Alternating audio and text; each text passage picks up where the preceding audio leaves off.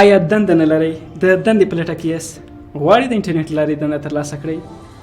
آیا په افغانستان کې انټرنیټي دندې یا د انټرنیټ څخه د پیسو لاسته راوړنې شونې ده؟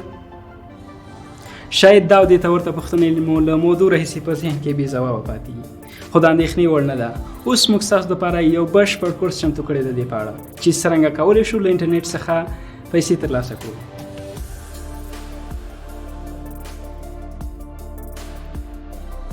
السلام علیکم، خان نیازی یم. له تېرو 5 کلونو راهیسې فریلانسینګ کوم. غواړم په دې کورس کې تاسو ته در وښایم چې څرنګه کولی شو د خپلو وړتیاوو استعدادونو څخه په ګټې اخیستنې سره له انټرنیټ څخه د فریلانسینګ لارې پیسې ترلاسه کړو.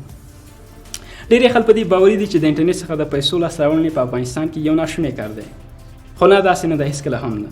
که چیرې تاسو په افغانستان او یا هم د نړۍ په هر هیواد کې یاستئ، تاسو په ډېرې اسانۍ سره کولی شئ له انټرنیټ څخه په کافي اندازه پیسې ترلاسه کړئ. خو که چیرې تاسو یو ښه ګرافیک ډیزاینر، ویب ډیزاینر، اپلیکیشن ډیزاینر، ټرانسلیټر، ویډیو ایډیټر او یا هم دې ته ورته نورو مختلفو څانګو کې وړتیاوې او مهارتونه ولرئ، تاسو په ډېرې اسانۍ سره کولی شئ چې خپلې وړتیاوې او مهارتونه تر نړیوالو ورسوئ او پر نړیوالو یې د پیسو په بدل کې وپلورئ.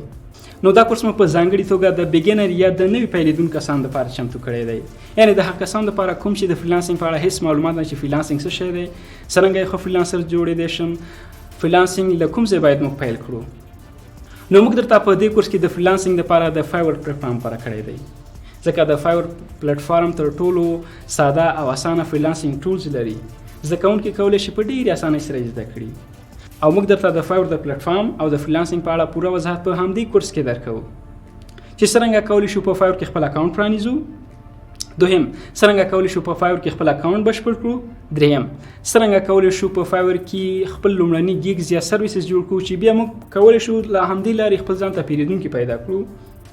څلورم، څرنګه کولی شو په فایور کې پیرودونکي پیدا کړو او د پیرودونکو توجه ځان ته راجلبه کړو. پنځم، څرنګه کولی شو په فایور کې خپلې لومړنۍ پروژې ترلاسه کړو او بیا یې په سمه توګه بشپړ کړو.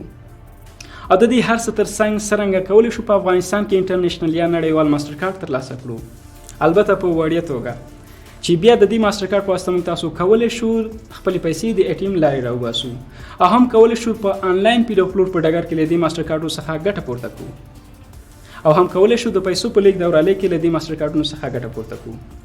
نو هیله کوم په دې کورس کې له موږ سره پاتې شئ تر څو هر څه په عملي بڼه درښیو چې څرنګه او له کوم ځای څخه فریلانسینګ پیل کړئ، تر څو کولی شئ تاسو څخه یو ښه فریلانسر جوړ شي او وکولی شئ چې خپل ځان، خپله کورنۍ د فریلانسینګ لارې سپورټ کړی شئ، او وکولی شئ چې د فریلانسینګ لارې په میاشتنۍ توګه له انټرنیټ څخه عاید ولرئ.